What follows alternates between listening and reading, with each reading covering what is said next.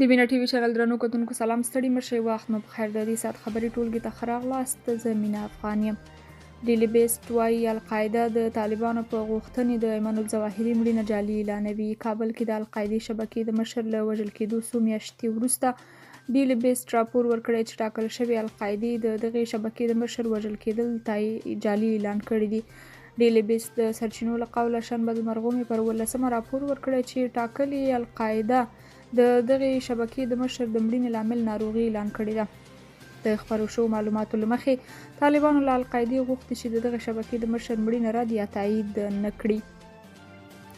سرچینو رسنیو ته ویلي چې پر ایمن الظواهري د امریکا برید دا څرګنده کړې چې طالبان د خوندي خدماتو د وړاندې کولو وړتیا نه لري او د لاسته راغلو اسنادو له مخې CIA ان د ایمن الظواهري په کوټه او بستره کې جاسوسي دستګاوې او کشفي کمرې لګولې وې.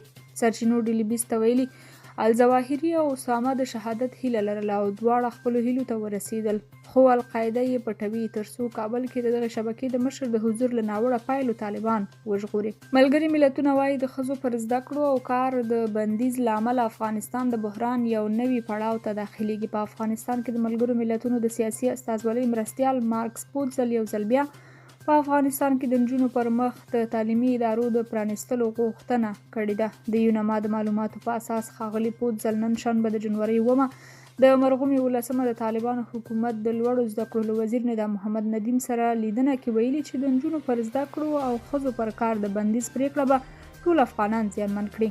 هغه دغه پریکړې ته په اشارې سره زیاته کړې ده چې افغانستان د بحران یوې نوې دورې ته داخليږي. د بیان له مخې د یونما مرستیال د طالبانو له وزیر څخه د نجونو پر زده کړو د بندیز لرې کولو غوښتنه کړې. یونما همداراز د 40 میلیوني کڅوړو د بندېدو خبر هم ورکړی دی. د پاکستان د پوځ مشر په اقتصادي مرستو پسې سعودي او اماراتو ته تللی دی. د پاکستان د پوځ مشر جنرال سید عاصم منیر د دغه هیواد له شدید اقتصادي ناورین سره هم مهاله د مرستو د جذبولو په موخه سعودي عربستان او متحده عربي اماراتو ته روان شوی. د نوموړي سفر له څو ورځو راهیسې پیل شوی چې لا هم دوام لري. د سعودي عربستان او پاکستان پوځي چارواکو د دواړو هیوادونو ترمنځ د ستراتیژیکو همکاریو پر پیاوړتیا ټینګار کړی دی.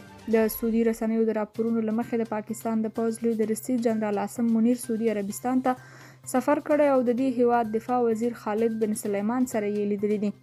ورته مهال د پاکستان پوځ په یوې خبرپاڼه کې ویلي چې د دې هیواد لوی درستیز به د جنوري تر 10 نیټې له سعودي عربستان سربیره متحده عربي اماراتو ته هم سفر وکړي. د پاکستان د پوځ د لوی درستیز په توګه د جنرال عاصم منیر تر ټاکل کېدو وروسته دا بهر ته د نوموړي لومړی سفر بلل شوی دی. پاکستاني شنونکي وایي چې جنرال عاصم د 15 میلیارډ ډالرو مرستې ترلاسه کولو لپاره سعودي ته تللی دی. جاوید اختر هندي علماو ته ویلي آیا له طالبانو سره موافق یاست؟ د هند وتلي شاعر، لیکوال او سیاسي فعال جاوید اختر وایي طالبانو د اسلام په نوم ښځې او نجونې له زده کړو او کار څخه محرومې کړي دي او د هند په علماو یې نیوکه کړې چې ولې د طالبانو دا پریکړه نه غندي. نوموړي له هندي علماو په هند کې د مسلمانانو له بورډ څخه پوښتلي چې آیا تاسې له طالبانو سره موافق یاست؟ د طالبانو له لوري د ښځو او نجونو په زده کړو او کار د بندیز پریکړه د الازهر د ستر امام او اسلامي عالمانو د ټولنې په شمول له بېلابېلو ادرسونو په پراخه کچه غندل شوې او دا یې د اسلام ضد عمل بللی دی. د ښځو پر کار بندیز یونیسف لوګر کې د 911 ټولګیو د لیک لوست بهیر ځنډولی دی. د ماشومانو لپاره د ملګرو ملتونو ملاتړ ادارې یا یونیسف د لوګر مرکز پل عالم ولسوالۍ کې شاوخوا 911 محلي ټولګي چې پکې له لیک لوست محروم زده کوونکي تر 3م ټولګي پورې په لیک لوست بوخت وو، دا مهال د زده کوونکو پر مخ تړلي دي. د لوګر د پوهنې ریاست ویان شاپور عرب سلام وطندار ته ویلي یونیسف دا کار نادولتي موسسو کې د ښځینه کارکوونکو پر کار له بندیز وروسته کړی چې له امله یې څه باندې 32,000 نجونې او هلکان له زده کړو محروم شوي دي. د لوګر پوهنې ریاست ویان زیاتوي چې هڅه کوي دغې ستونزې ته حل لار ولټوي او تړل شوي محلي ټولګی د زده کوونکو پر مخ بیرته پرانیستل شي. نوموړي وویل د ښځو په کار له بندیز وروسته په لوګر کې له زده کړو بې برخو څخه څه باندې 32,000 ماشومانو ته 911 سیمه ییز ټولګي بهیر درول شوی دی چې له امله یې 32,000 زده کوونکي له زده کړو بې برخې شوي دي. دا پروګرام د یونیسف په مالي ملاتړ د IRC موسسې له لوري پیل شوی و.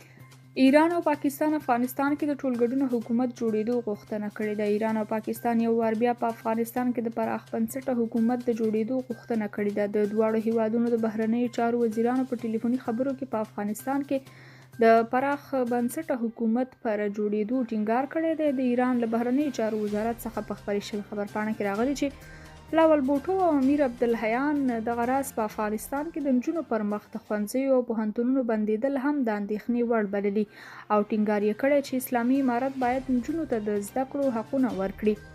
د یادونې وړ ده چې ایران او پاکستان تر دې وړاندې هم په افغانستان کې د پراخ بنسټه حکومت پر جوړېدو ټینګار کړی، خو اسلامي امارت بیا تل ویلي چې حکومت یې پراخ بنسټه او د ټولو لورو استازو ته پکې برخه ورکړل شوې ده. امریکا له اوکراین سره نوې پوځي مرستې اعلان کړې. امریکا د جنوري پر 6 د اوکراین لپاره له $3 اربو نه د زیاتو پوځي مرستو اعلان کړی دی چې پکې پوځي ګاډي او نور سامان آلات شامل دي. د امریکا د دفاع وزارت مرستیال لارا کوپر د جنوري پر 6 خبریالانو ته وویل دا د دوی له ژمنو سره سم یو تر ټولو لوی پوځي پاکیج دی چې دوی یې اوکراین ته ورکوي. د میرمن کوپر په وینا د پوځي مرستو په دغه پاکیج کې د بریډلي په نامه هغه جدید جنگي ټانکونه او ګاډي هم شامل دي چې د جنگي اوزارو ترڅنګ سرتیري هم په خوندي ډول له یو ځای څخه تر بل ځای رسولی شي.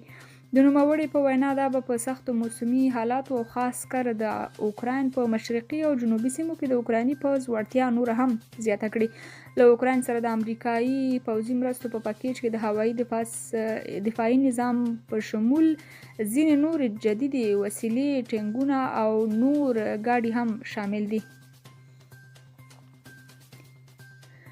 په اسلام آباد کې د افغانستان سفارت له پاکستاني چارواکو څخه په کراچۍ بندر کې د افغان سوداګرو په مالونو بار زرګونه موټر د خلاصولو غوښتنه کړې ده. په اسلام آباد کې د افغانستان سفارت چې د طالبانو لخوا رهبري کیږي ویلي دي چې پاکستان په کراچۍ بندر کې د افغان سوداګرو په زرګونه موټر درولي چې د هرې ورځې په تیریدو اقتصادي زیان ورسیږي. یاد سفارت ویلي دا مهال د افغان سوداګرو له اموالو څخه ډک زرګونه ګاډي د کراچۍ په بندر کې د نوو سختو شرایطو لګولو له کبله ولاړ دي او د هرې ورځې په تیریدو سره پرې ملامتوونکې مالیه لوړیږي چې د افغانستان اقتصادي او افغان سوداګرو لپاره لویه ننګونه ده. د بیان له مخې د کراچۍ د ګمرک رئیس ویلي چې د افغان سوداګرو موټر د اسلام آباد په امر درول شوي دي او ژمنه یې کړې چې دغه ستونزه به له مرکزي چارواکو سره شریکه کړي. تېره اونۍ د افغانستان د سوداګرۍ خونې مرستیال خانجان الکوزي امریکا غږ ته وویل چې پاکستان په کراچۍ بندر کې د افغان سوداګرو لپاره شرایط سخت کړي او پر مالونو یې مالیه څو برابره زیاته کړې ده. درنو لیدونکو د دې ساعت خبرونه مو تر همدې ځای او تر بیا نورو خبرونو خوشحاله شئ. د خدای په امان.